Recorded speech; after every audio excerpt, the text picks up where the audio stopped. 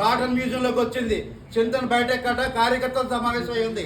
ఆవిడ ఏం చెప్తుందంటే కాంగ్రెస్ పార్టీ సభా సమయాన్ని వృధా చేస్తుంది, కీలకమైన చర్చలు జరుగుతున్నాయి, పార్లమెంట్ లో చర్చలు జరుగుతున్నాయి, ఓట్ చోర్ గద్దె చోర్ పేరుతో కాంగ్రెస్ పార్టీ సభా సమయాన్ని వృధా చేస్తుందని ఒక మాట చెప్పింది. అక్క అక్క నువ్వు అసలు సభకి ఎప్పుడు వెళ్ళావు అక్క? నువ్వు పార్లమెంట్కి ఎప్పుడు వెళ్ళావు అక్క? నువ్వు వెళ్ళింది 3 రోజులు.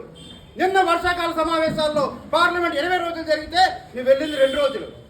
ఈ 2 రోజులు నువ్వేం చూసావు అక్క?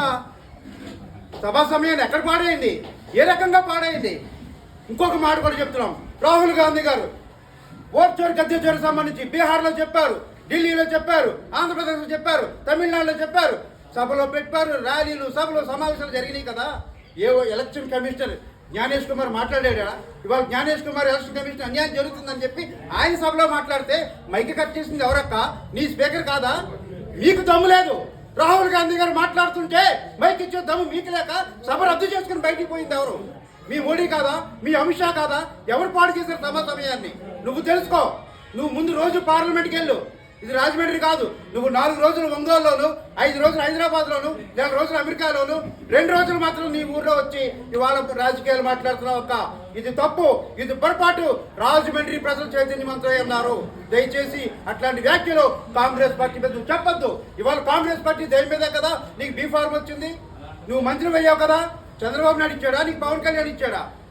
తిరిగి మా కాంగ్రెస్ పార్టీ మీద ఎంత మాట అంటావు? నేను ఇంకొక మాట కూడా అడుగుదలుచుకున్నాను. ఇవాళ బీజేపీ నాయకుల్ని పనికి ఉపాధి హామీ పథకం పేరుతో లక్షల కోట్లు దోచుకున్నది మీరు. ఆ పథకాన్ని అపహాస్యం చేసిన మీరు.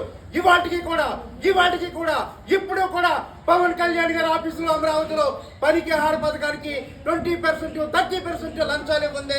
రోడ్డు పనులు కానీ మట్టి పనులు కానీ అవ్వట్లేదు. ఇవాళ బీజేపీ నాయకులు చేతులు తరపంది. అక్కడ మీరు బిల్లులు కూడా చేయట్లేదు. ఎక్కువ తక్కువ మాట్లాడితే మీ చెట్టా కూడా మొత్తం బయట పెడతా.